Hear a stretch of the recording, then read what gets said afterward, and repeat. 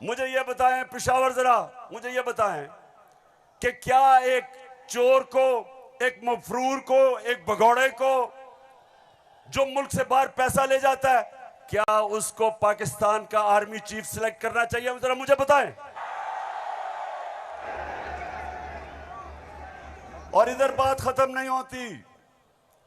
दूसरी, don leaks क्या थी? हिंदुस्तान पाकिस्तान की फौज को कह रहा था ये दहशतगर्दी कर रही है। हिंदुस्तान उस वक्त के पाकिस्तान के सिपाहसालार रहील शरीफ को कह रहा था ये दहशतगर्दों का सरदार है।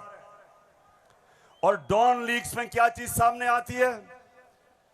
बजाय नवाज शरीफ और नून लीग अपनी फौज के साथ खड़े हो, वो हिंदुस्तान को पैगाम पहुंचाते हैं कि जी हम कुछ नहीं कर रहे, फौज सब कुछ कर रही है। अपने से फौज को अलग कर लिया। काठमांडू में सार्क मीटिंग में बरका दत्त किताब में लिखती है कि नवाज शरीफ छुप छुप के नरेंद्र मोदी को मिल रहा था अपनी फौज से डर के।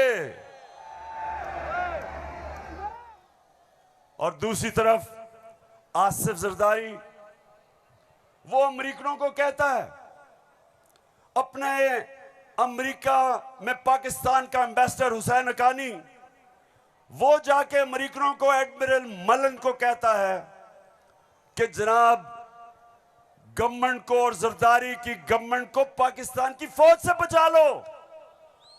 ये वो लोग हैं, बताओ मुझे, ये आर्मी चीफ सिलेक्ट कर सकते हैं? क्या हम इतने अहम ओहदे इन दोनों चोरों के हाथ में देंगे? नहीं देंगे। लेकिन तीसरी चीज पेशावर सुनो, इन्होंने सबको, मैंने बार बार आपको वो मुरासला दिखाया जो अमरीकी अंडर सेक्रेटरी ने धमकी दी पाकिस्तान को, पाकिस्तान के एम्बेसडर असद मजीद को, कि अगर तुमने इमरान खान को ना हटाया तो पाकिस्तान को मुश्किलों का सामना करना पड़ेगा।